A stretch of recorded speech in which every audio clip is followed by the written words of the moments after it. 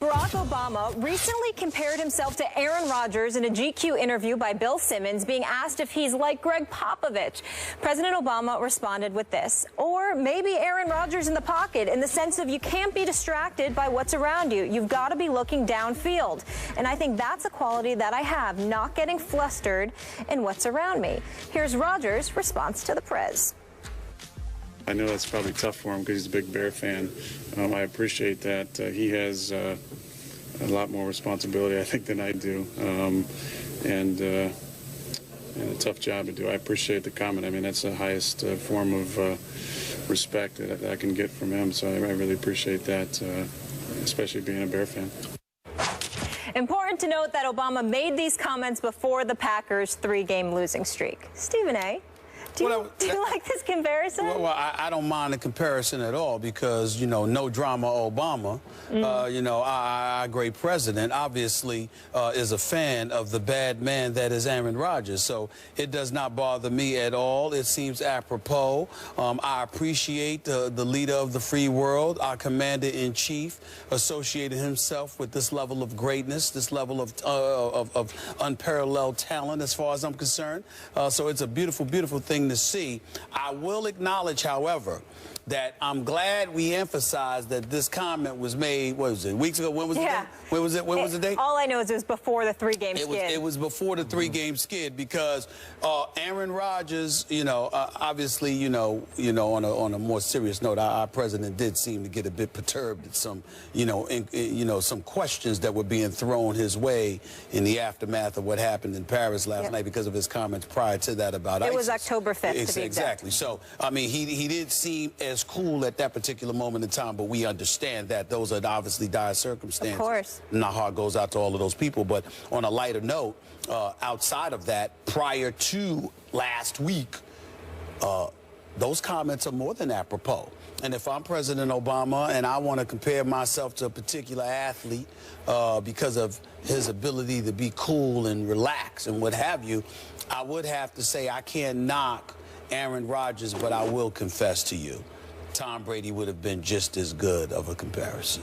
Oh, you would? You would concede that. He blew the Prez off, though. Wow. So he couldn't pick him. concede that, but you can't use Tom Brady because Tom Brady was very, very disrespectful and blasphemous in blowing off our president when the New England Patriots were being celebrated at the White House. So I'm glad that the president didn't mention him because he isn't worthy of being mentioned by the president after doing something like that. You sure it wasn't that Tom Brady was condemned in the court of public opinion as a liar and cheater? The president didn't do that. Yeah. The president he did no such thing. From a PR standpoint. Well, I'm just saying, but you know, you showed up when George W. Bush was the president, you know, on more than one occasion to celebrate your championship.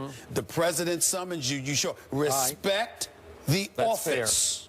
Fair. The office. Okay. Respect the office. All right, I got it. Yes. Now, allow me to say that I have issues with this analogy on 2 levels. And first, I'm going to do it from a Chicago perspective because I remind you, I did work in Chicago as a columnist for the Tribune. I covered the Chicago Bears. My brother owns and operates Obama's favorite restaurant in Chicago. Okay, so Obama's a Chicago guy. Is that fair to say? He's a Chicago guy. You're not going to tell me you should have mentioned Cutler, are you? You're not going to say that? Oh, okay.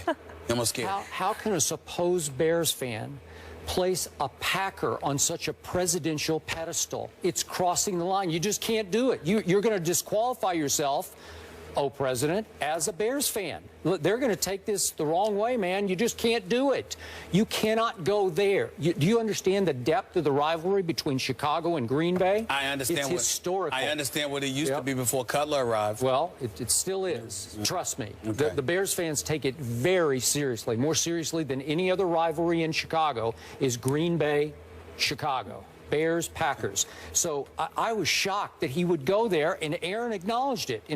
He said, gee, as a Bears fan, I'm honored by this, that even as a Bears fan, you would include me in this.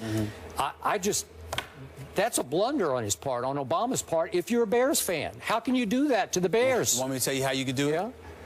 Because Ditka set the stage, Mike Ditka, with his commercials, where he's wearing the Green Bay jersey and the Green Bay bobblehead on top of his head. I'm just saying, Jerry Rice is wearing a Cowboys jersey. I know. What is that about? That was hard for me to stomach but that you're one. doing the commercial, you're having fun, you're getting compensated for it, because I can assure you Mike Ditka didn't do it for free, okay? So in light of all of those realities, if Ditka can go away conventional wisdom and tradition, how come our president can't do so? I would say that he has the right to do so if Mike Ditka did it. I don't think so. I think so. Okay, now let's go to the other level. Yep. Okay. Let's talk about football here. Let's talk about, I'm wondering if our president is now cringing over the remarks that he made on October 5th. Because the truth is that Aaron Rodgers just 2 weeks ago at Carolina on the crucial play of the game, the two-point conversion try, admitted that he saw something in the pocket and got scared. So Obama's saying, I want to be like Aaron Rodgers in the pocket. And Aaron admitted, I saw something in the pass rush. I got scared. And he failed to see Randall Cobb break wide open for an easy little pitch and catch touchdown in the end zone to, I think that was to tie the game. And you're saying to me, now you're comparing yourself to an Aaron Rodgers who's become highly flustered in the pocket. He's lost his poise. He's lost his confidence. He's become antsy. He's become iffy in the pocket.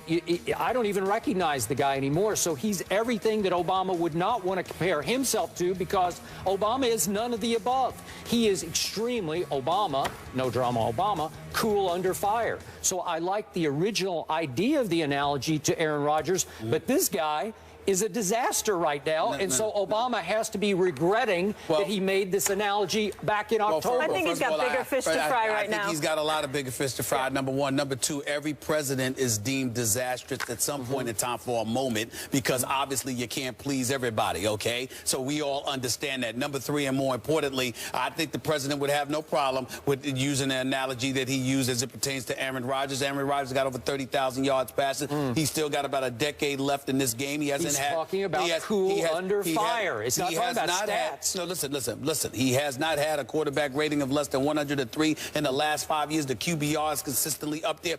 Aaron Rodgers is a high-end producer. No, please. He is somebody that is elite. No. And anybody who is interested in being elite, who wants to associate themselves with the comparison that of Aaron Rodgers, I have no problem with it, because he is worthy of it.